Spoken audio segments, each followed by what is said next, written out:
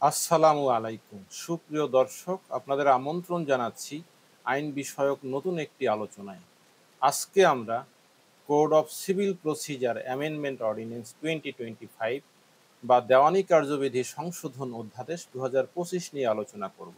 আমরা এই আলোচনা কয়েকটি পর্বে ভাগ করেছি, আজকে তার অষ্টম পর্ব। আমাদের এই আলোচনা আইনের শিক্ষার্থী, বার কাউন্সিল বা জুডিশিয়ারির পরীক্ষার্থী এবং আইনের সাথে সংশ্লিষ্ট সকলের জন্য সহায়ক হবে। চলুন তাহলে লেকচারটি শুরু করা যাক। আজকে আমরা 2025 সালের সংশোধনীর 14 ধারার ক্লোজ গ দিয়ে আলোচনা শুরু করব। ক্লোজ গ বলছে, রুল 103 এর পর নিম্নরূপ নূতন রুল 104 সংযোজিত হইবে। অর্থাৎ দেওয়ানি কার্যবিধিতে আদেশ 21-এ সবচেয়ে বেশি রুল ছিল এবং সর্বশেষ রুল ছিল 103। বর্তমানে আরেকটি নতুন রুল যুক্ত করার মাধ্যমে দেওয়ানি কার্যবিধির 21 আদেশে সর্বোচ্চ রুল সংখ্যা হলো 104। দেখি আমরা 104 বিধিতে কি আলোচনা করছে। 104 বিধি বলছে, ডিরেক্ট এক্সিকিউশন অফ ডিক্রি, সরাসরি ডিক্রি জারি।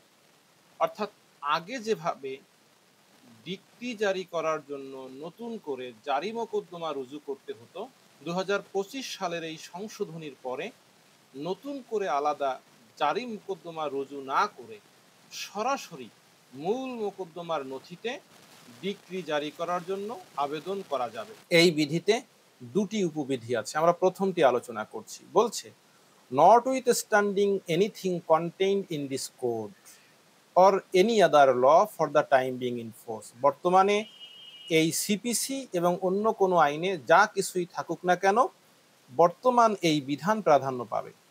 দ্য কোর্ট মে, আদালত পারে, subject to the law of limitation, তামাদি আইনের বিধান সাপেক্ষে, receive an application for the execution of a decree in the record of the suit in which the decree has been passed.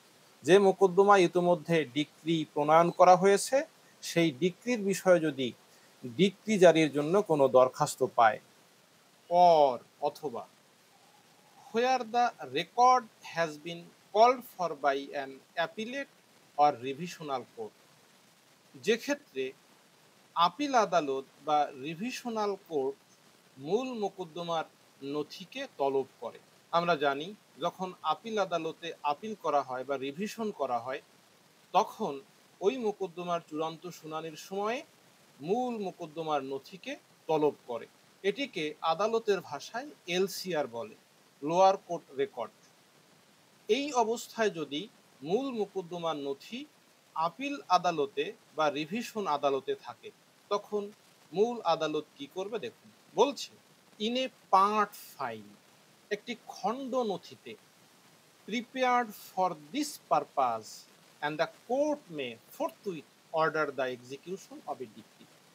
এই part ফাইলে আদেশ দেওয়ার বিধানটি সাধারণত এতদিন ফৌজদারি মামলার কার্যক্রমে প্রচলিত ছিল। 2025 সালের এই সংশোধনীর পরে যেহেতু আলাদা করে জারি মোকদ্দমা রুজু করতে হবে না, তাই সরাসরি ডিক্রি জারি সংক্রান্ত যে দরখাস্ত, সেটি মূল মোকদ্দমার নথিতে সংযুক্ত হবে। মূল মোকদ্দমার নথি যেহেতু আপিল বা রিভিশন আদালতে রয়েছে, সে কারণে বিচারিক আদালত বা মূল আদালত বলতে পারবে না যে মূল নথি আমার আদালতে নেই, তাই ডিক্রি জারির কার্যক্রম সরাসরি শুরু করা যাবে না। সেক্ষেত্রে আদালত তাৎক্ষণিক ডিক্রি জারি করার জন্য আদেশ দিতে পারবে। আমরা দেখি এই সংশোধনীর এক উপবিধিতে কি বলছে।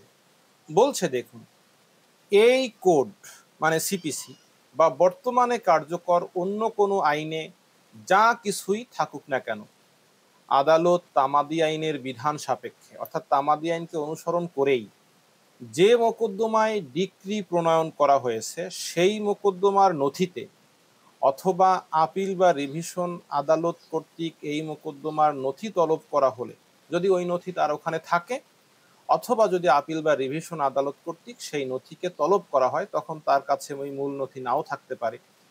এই উদ্দেশ্যে সরাসরি ডিক্রি জারি প্রস্তুতকৃত একটি পার্ট ফাইলে আবেদন গ্রহণ করতে পারবে। অর্থাৎ তার কাছে যদি মূল নথি নাও থাকে, সেক্ষেত্রে একটি নতুন আংশিক নথিতে তিনি ডিক্রি জারি করার কার্যক্রম শুরু করতে পারবেন এবং আদালত তাৎক্ষণিকভাবে ডিক্রি কার্যকর করার আদেশ দিতে পারবেন। অর্থাৎ এই ক্ষেত্রে তার কাছে মূল নথি নেই, এই অজুহাতে তিনি ডিক্রি জারি করার কার্যক্রম বন্ধ করতে পারবেন না। সেক্ষেত্রে তাকে একটি নতুন পার্ট ফাইল শুরু করে সেই পার্ট ফাইলের মাধ্যমে ডিক্রি জারি করার কার্যক্রম শুরু করবেন। আমরা এই সংশোধনের মাধ্যমে উপবিধি 1-এ কয়েকটি শব্দ পাচ্ছি, যে শব্দগুলো একটু বিশ্লেষণের দাবি রাখে। আমরা সেই শব্দগুলোর একটু ব্যাখ্যা করছি। এখানে একটি শব্দ আছে নট উইথ স্ট্যান্ডিং, মানে নন অবস্ট্যান্টিভ ক্লোজ। এর মানে হলো this rule override anything conflicting elsewhere in the CPC or other ল।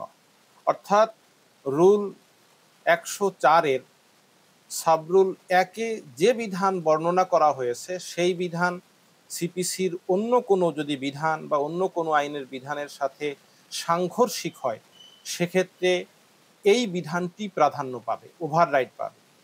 দ্বিতীয়ত বলছে সাবজেক্ট টু লিমিটেশন, তামাদি আইনের বিধান সাপেক্ষে, অর্থাৎ execution must still be within the period set by the limitation act, no shortcut on the time limits. অর্থাৎ তামাদি আইনে যে সময় নির্ধারণ করে দিয়েছে, আমরা চেষ্টা করব সেই তামাদি আইনের বিধান সাপেক্ষে ডিক্রিটি এক্সিকিউট করতে, শর্টকাট কোনো পদ্ধতিতে ডিক্রিটি এক্সিকিউট করব না।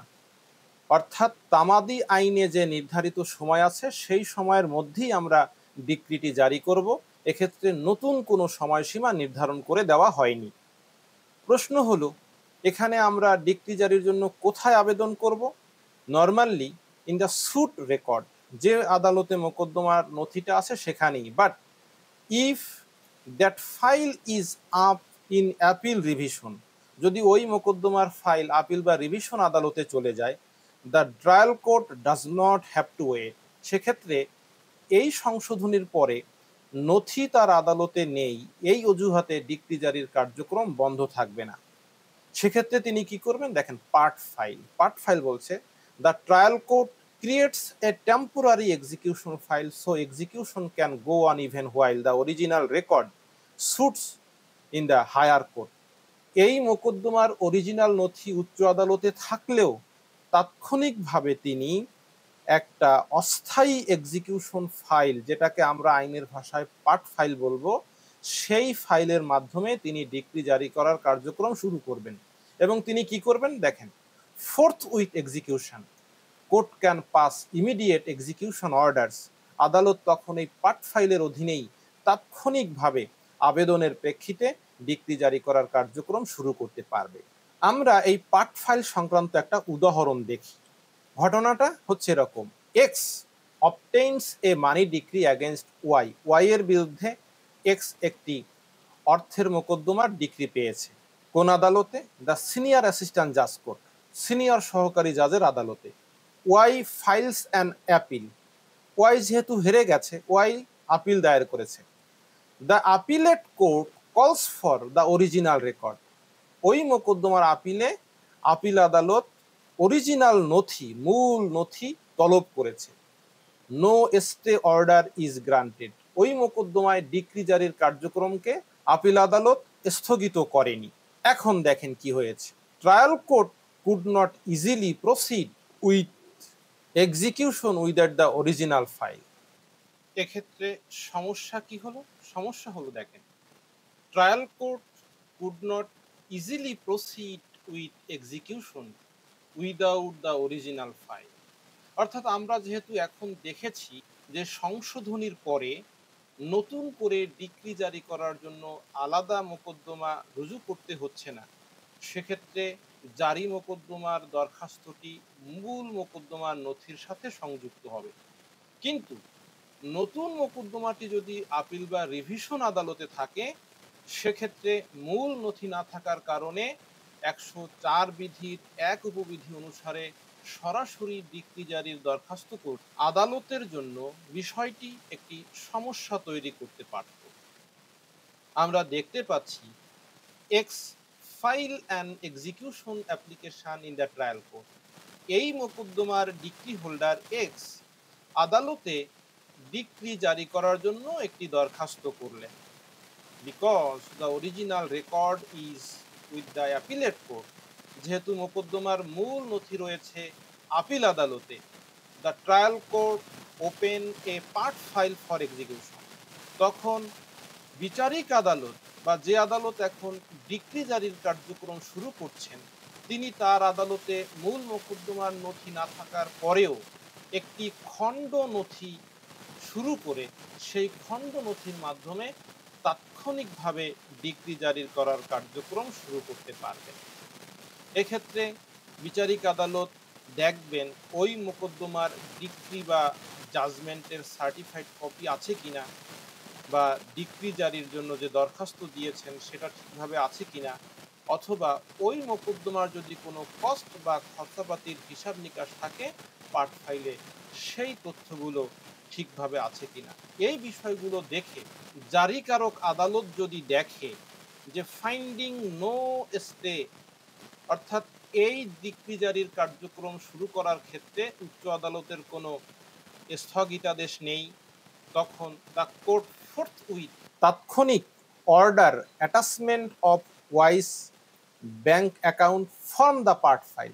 ওই পার্ট ফাইল অনুসারেই আদালত জাজমেন্ট ডেটর বা দায়িকের ব্যাংক অ্যাকাউন্ট ক্রোক করার নির্দেশ দিতে পারবেন। এবং তিনি কি পারবেন?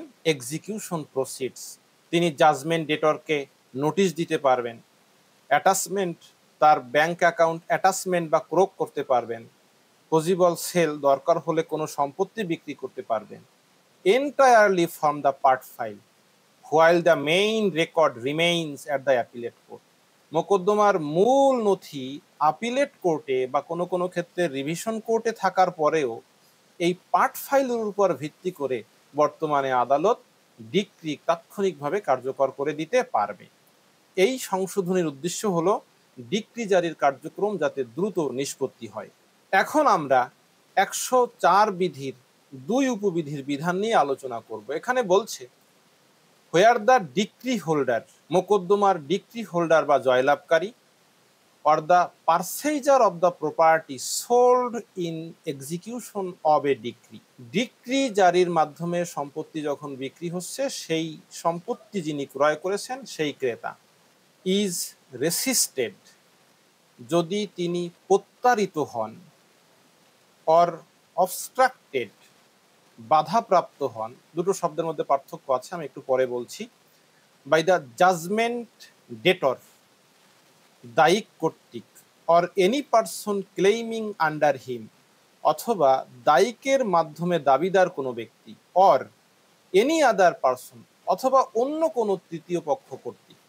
অর্থাৎ যে ক্ষেত্রে ডিক্রি হোল্ডার বা ডিক্রির মাধ্যমে নিলাম ক্রেতা যদি ওই সম্পত্তি দখল নেওয়ার ক্ষেত্রে দায়িক বা দায়িকের মাধ্যমে দাবিদার বা অন্য কোনো ব্যক্তি কর্তৃক প্রত্যারিত হন বা বাধাপ্রাপ্ত হন, সেই ক্ষেত্রে অ্যাজ দ্য কেস মেবি, অর্থাৎ ডিক্রি হোল্ডারের ক্ষেত্রেও হতে পারে অথবা নিলাম ক্রেতার ক্ষেত্রেও হতে পারে, in obtaining possession of the property, ওই সম্পত্তির দখল গ্রহণের ক্ষেত্রে, and the court is satisfied in this regard, এ বিষয়ে আদালত সন্তুষ্ট হবে যে it may on the application of the decree holder or the purchaser, সেক্ষেত্রে যিনি বাধাপ্রাপ্ত হবেন তিনি আদালতে আবেদন করবেন, সে ডিক্রি হোল্ডার হতে পারে অথবা পারচেজার হতে পারে।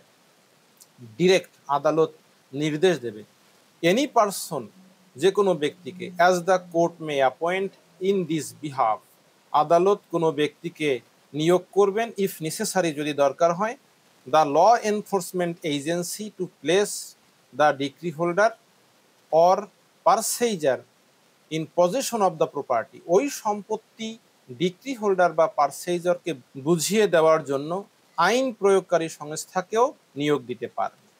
সংশোধনীর মাধ্যমে কি আসছে আমরা একটু দেখি।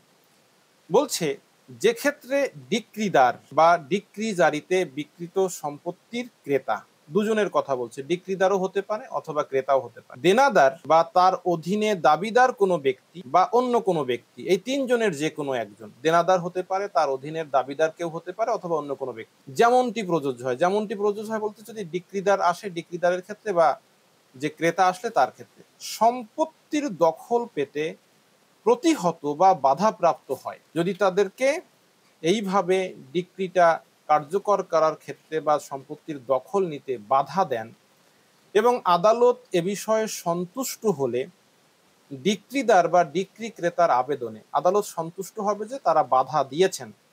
আদালত কর্তৃক নির্ধারিত কোনো ব্যক্তিকে, আদালত যে কোনো ব্যক্তিকে নির্ধারণ করতে পারে যে তুমি যে এই সম্পত্তিটা বুঝিয়ে দাও, এবং প্রয়োজনে যদি দেখে যে সেই ব্যক্তিকে নিয়োগ দিলে হচ্ছে না, তখন আইন প্রয়োগকারী সংস্থাকে ডিক্রিদার বা ক্রেতাকে সম্পত্তির দখল বুঝিয়ে দেওয়ার নির্দেশ দিতে পারে। এক্ষেত্রে আদালত মনে করলে আইন প্রয়োগকারী সংস্থাকেও ডিক্রিদার বা ক্রেতাকে এই সম্পত্তির দখল লাভের জন্য সহায়তার নির্দেশ দিতে পারে। তাহলে এখন আমরা দেখব এই উপবিধি অনুসারে কে অ্যাপ্লাই করতে পারবে। অ্যাপ্লাই করতে পারবে দুজন, ডিক্রি হোল্ডার আর পারচেইজার। কখন আবেদন করতে পারবে?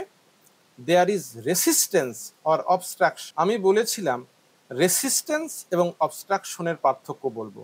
রেসিস্টেন্স হলো একদম সরাসরি শক্তি প্রয়োগ করে বাধা দেওয়া।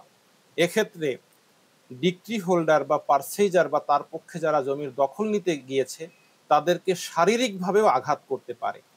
আর অবস্ট্রাকশনটা হচ্ছে রেসিস্টেন্সের চেয়ে আরও একটু সহজ পদ্ধতিতে বাধা দেওয়া। এক্ষেত্রে সাধারণত দৈহিক বা শারীরিক আঘাত নাও থাকতে পারে, অর্থাৎ দুটোতেই বাধা দিচ্ছে। রেসিস্টেন্সের ক্ষেত্রে মারাত্মকভাবে বাধা দিচ্ছে, অবস্ট্রাকশনের ক্ষেত্রে অনেকটা নমনীয়ভাবে বাধা দিচ্ছে। তো এক্ষেত্রে যদি বাধা পায় দ্য জাজমেন্ট ডেটরের কাছ থেকে, অথবা জাজমেন্ট ডেটরের পক্ষে যারা দাবিদার তাদের পক্ষ থেকে, অথবা অন্য কোনো ব্যক্তির পক্ষ থেকে যিনি ওই জমিতে দখলে আছেন বা তার অন্য কোনো স্বার্থ আছে, সেক্ষেত্রে আদালত সন্তুষ্ট হবেন যে জমির দখল নেওয়ার ক্ষেত্রে তারা বাধাপ্রাপ্ত হয়েছেন। এক্ষেত্রে আদালত দেখতে পারে 104 বিধির 1 উপবিধি অনুসারে পার্ট ফাইলে আবেদন করেছে কিনা, এবং এই 104-এর 2 উপবিধি অনুসারে আদালত যে কোনো ব্যক্তিকে নিয়োগ করতে পারেন এই সম্পত্তি বুঝিয়ে দেওয়ার জন্য।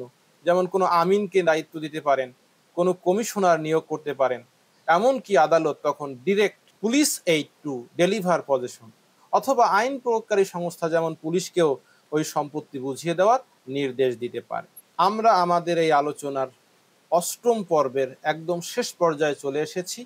আলোচনাটি দেখার জন্য আপনাদের সবাইকে অসংখ্য ধন্যবাদ।